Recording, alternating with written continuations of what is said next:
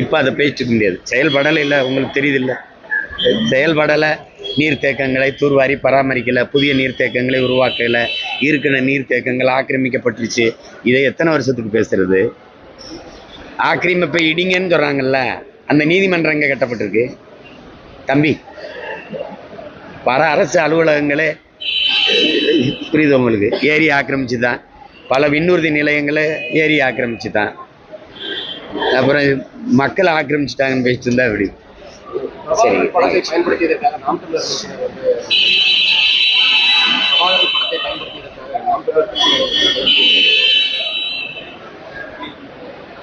கைது செஞ்சவங்க ஒரு நாள் அந்த எங்கள் தலைவனின் படத்துக்கு வணக்கம் செலுத்துகிற காலம் வரும் விரைவில்.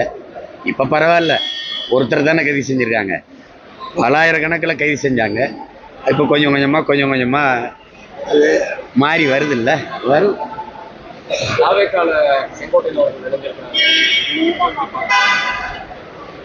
இணையும் போது பார்த்தேன், நீங்கள் எப்படி பார்த்து இணையும் போது பார்த்தீங்கல்ல, அப்படி நானும் பார்த்தேன். ஐயா என்னுடைய மதிப்பிற்குரிய ஒருவர், அவருக்கு என்னுடைய வாழ்த்துக்கள். நம்ம அது ஒன்றும் கருத்து இல்லை. ஒவ்வொரு கட்சியும் தன்னுடைய அணியை வலுப்படுத்த தான் போராடும். அதில் போய் கூட்டணி வைக்காதீங்க. என்னைய சொன்னீங்கன்னா நான் கூட்டணி வைக்கல, தனிச்சு போட்டிடுறேன். அதான் அதை தான் நான் சொல்ல முடியும். நீங்கள் ஏன் கூட்டணி வைக்கிறீங்கன்னு நான் ஏன்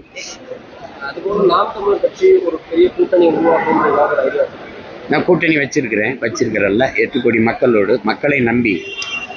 முதல்ல ஒரு தலைவன் என்பவன் தன் மண்ணையும் மக்களையும் முழுமையாக நேசிக்கணும், நம்பணும்.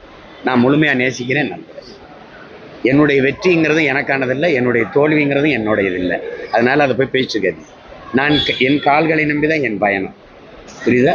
அதனால் அதை போய் பேசிக்க வேண்டியது தேவையில்லை. மற்றவர்கள் முடிவுக்கு நான் கருத்து சொல்ல முடியாது. என் முடிவு கூட்டணி வைக்கல.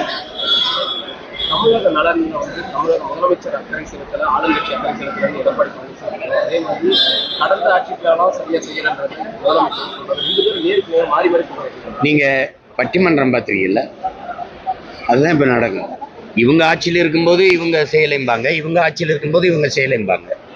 அது எப்படி சொல்கிறான்னா, நான் ஆட்சியில் இருக்கும்போது நீ என்னை குறை சொல்லி புனிதப்படுத்திக் கொள்வதும், நீ ஆட்சியில் இருக்கும்போது உன்னை குறை சொல்லி நான் புனிதப்படுத்திக் கொள்வதும் இன்று நேற்றல்ல, அரை நூற்றாண்டுகளாக நடக்குது. இதில் ஏமாளிகள் யாரு? நாங்கள் தான். அதனால அதை பேசிட்டு இருக்கக்கூடாது.